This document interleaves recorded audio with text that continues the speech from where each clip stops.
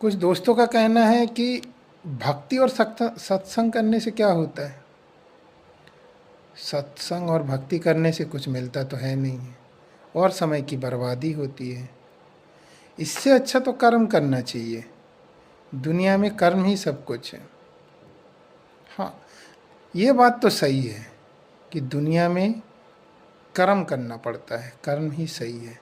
पर एक चीज़ है, कर्म के बिना आप एक मिनट भी इस दुनिया में नहीं रह सकते। चाहे कोई हो, चाहे वो भक्ति करे, सत्संग करे, चाहे ना करे, उसको कर्म तो करना ही है। बिना कर्म में तो इस धरती में वो रह ही नहीं सकता। पर भक्ति और सत्संग करने से हमको फायदे क्या हैं? आज इस कलयुग जीवन में, इस भागदौड़ के जीवन में, हमारे पूरे दिन भर की जो दिनचर्या, उसमें इतना ज़्यादा हमको स्ट्रेस है, हमारे अंदर इतना चिड़चिड़ापन है, हमारी जो पॉजिटिव कुछ चीज़ सोचेंगे वो सोचने की क्षमता चली गई। चिड़चिड़ापन आने लगा है, स्ट्रेस आने लगा है, हम कुछ सोच नहीं पा रहे, सही दिशा में हम जा नहीं पा रहे, सही डिसीजन नहीं ले पा रहे। इस सब से बचने के लिए सत्संग और भक्ति करना पड़ता है, ताकि हमारे इस धरती का जो कर्म है वो सही तरीके से चलता रहे। सच पूछा जाए तो सत्संग एक चार्जिंग पॉइंट है, जहाँ जाके हम चार्ज होते हैं।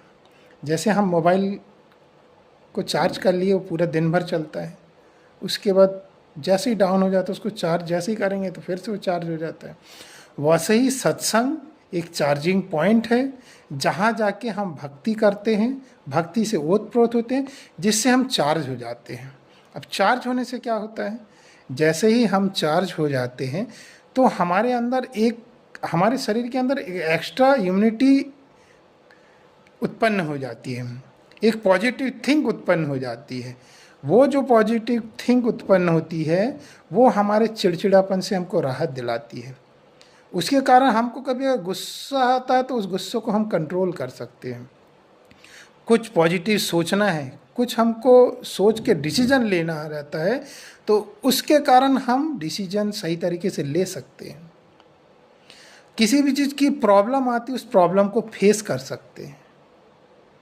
तो भक्ति और सत्संग करने से हमारे जीवन पर ये असर पड़ता है। भक्ति और सत्संग करने का कारण ही यही है। लोग